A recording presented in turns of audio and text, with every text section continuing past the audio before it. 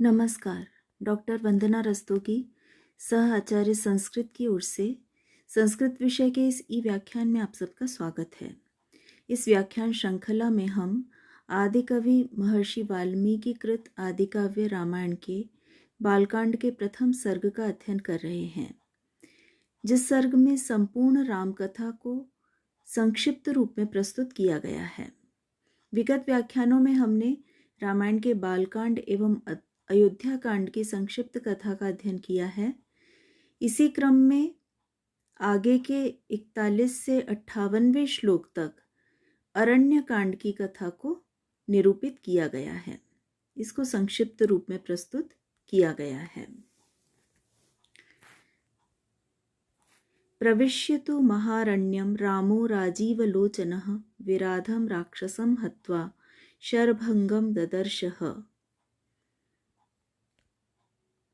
महारण्य में दंडक वन में प्रवेश करके राजीवलोचनः रामः, राजीव कमल के समान, लोचनः नेत्र वाले रामः श्री राम ने, विराधम राक्षसम हत्वा, विराध नामक राक्षस का वध करके, शरभंगम ददर्शः, शरभंग ऋषि के दर्शन किए।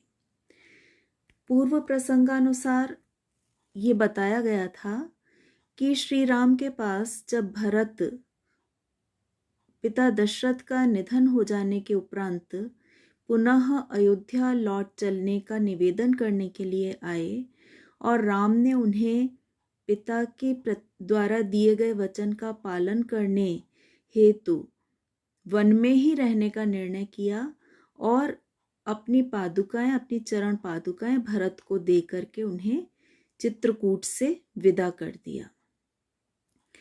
तब ये बताया गया था कि यह सोचकर कि चित्रकूट अयोध्या से अधिक दूर नहीं है और यहाँ नगरवासी बार बार आ सकते हैं, उनके आने की संभावना बनी रहेगी, तब राम ने ये निश्चय किया कि वे अधिक सघन वन की ओर चले जाएं और उन्होंने दंडकारण्य में प्रवेश किया। इसी दंडकारण्य को महारण्य कहा जा रहा है। महान अरण्य, जो विशाल वन था, सघन वन था, ऐसे घने वन में श्री राम प्रविष्ट हो गए। वहां प्रवेश करने पर उन्होंने विराध नामक राक्षस का वध किया तथा वहां उस दंडकारण्य में बहुत से ऋषियों के आश्रम थे। अपने वनवास काल में राम दंडकारण्य में रहते हुए अनेक ऋषियों के आश्रमों में गए और वहां उन्होंने उन ऋषियों के दर्शनों का लाभ प्राप्त किया। सुतीक्ष्णम चाप्य अगस्त्यंच अगस्त्य भातरम तथा, शरभंग ऋषि के साथ ही उन्होंने सुतीक्ष्ण ऋषि के दर्शन किए। अगस्त्य मुनि और अगस्त्य के भ्राता जो ऋषि थे, उनके भी दर्शन श्री राम के द्वारा किए गए। ये सभी दंडकारण्य में अवस्थित ऋषि हुआ करते थे, जिनके दर्शन राम ने किए। अगस्त्य वचनात् चैव जग्राह ऐन्द्रम शरासनम खड्गम च परमप्रीतस्तूणौ चाक्षय सायकौ।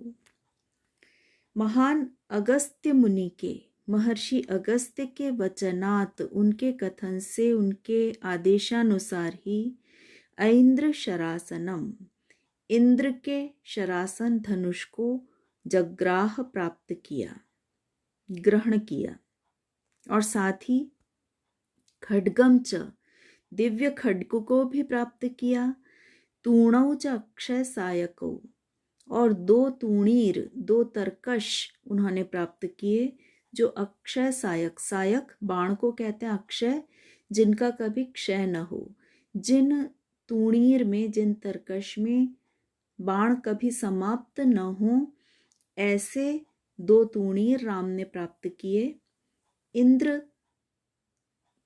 ऐन्द्र धनुष को प्राप्त किया, इंद्र संबंधी दिव्य धनुष को प्राप्त किया और खड्ग को प्राप्त किया। ये सभी अस्त्र शस्त्र अगस्त्य मुनि की आज्ञानुसार श्री राम ने धारण किए। इनको धारण करने का क्या उद्देश्य था? अगस्त्य मुनि ने क्यों उनको यह आज्ञा दी क्योंकि अगस्त्य मुनि, महर्षि अगस्त्य जानते थे कि इस वन में बहुत से राक्षसों ने उत्पात मचा रखा है और ऋषि संस्कृति को, आर्य संस्कृति को हानि पहुंचा रहे हैं, क्योंकि वे राक्षस अनेक प्रकार के विघ्न यज्ञ कार्यों में उत्पन्न किया करते थे, जिससे ऋषियों की तपस्याओं में बाधा आती थी, यज्ञों में बाधा आती थी। अगस्त्य के द्वारा इस प्रकार के अस्त्र शस्त्र राम को ग्रहण करवाने के पीछे यही उद्देश्य था कि अपने इन अस्त्र शस्त्रों से उन विकट राक्षसों का विनाश राम कर सके।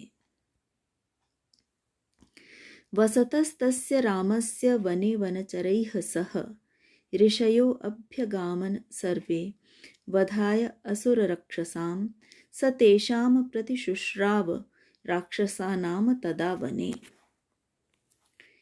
वने, उस वन में, वनचरैः सह, वनचरों के साथ में, वन में रहने वाले जो प्राणी थे, जो वनचर मनुष्य थे, वनचर जातियां थी, उनके साथ में वसतः, निवास करते हुए, तस्य रामस्य, उन राम के समीप, सर्वे ऋषयः, सभी ऋषि, उस क्षेत्र में, उस वन प्रांतर में रहने वाले सभी ऋषि अभ्यगामन, आए, उनके राम के पास में आए। वधाय असुर रक्षसाम, असुरों और राक्षसों के वधाय, वध के लिए, चतुर्थी का प्रयोग है, वधाय, उनका वध करवाने के लिए वहां रहने वाले ऋषियों ने राम के पास में आकर के यह निवेदन किया कि असुरों और राक्षसों का वध राम के द्वारा किया जाए। तदा, तब, उनके द्वारा इस प्रकार से निवेदन करने पर, वने, वन में, सह, उन राम ने, तेषाम, उन ऋषियों के प्रति, राक्षसा नाम, राक्षसों के वध के विषय में, प्रतिशुश्राव, प्रतिज्ञा की, उनको वचन दिया। श्री राम ने ऋषियों के द्वारा ये निवेदन किए जाने पर कि वे असुरों और राक्षसों का वध करें, राम ने उन्हें ये वचन दिया कि वे यज्ञ की रक्षा के लिए, ऋषियों की रक्षा के लिए उन राक्षसों का वध करेंगे। प्रतिज्ञातश्च रामेण वध संयति रक्षसाम ऋषीणाम अग्निकल्पानां दंडकारण्यवासिनाम।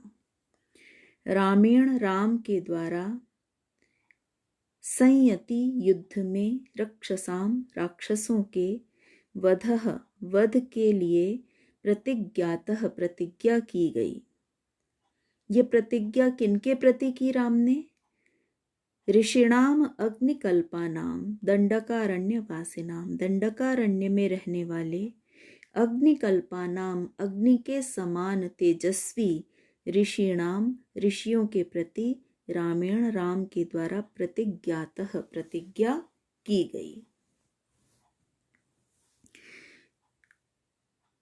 राम ने ऋषियों को, जो वास्तव में स्वयं भी तेजस्वी थे, ऋषिकल्प थे, लेकिन राक्षसों के संहार करने का कार्य राम का ही था, क्योंकि वे क्षत्रिय थे, राजपुत्र थे, इसलिए उनके संहार का कर्तव्य राम का ही था। इसीलिए ऋषियों ने राम से निवेदन किया और राम ने उस निवेदन को स्वीकार करके, उसे अपना कर्तव्य समझते हुए स्वीकार करके ये प्रतिज्ञा की कि वे युद्ध में राक्षसों का वध करेंगे और आर्य संस्कृति की, यज्ञ संस्कृति की संरक्षण का अपना दायित्व निभाएंगे।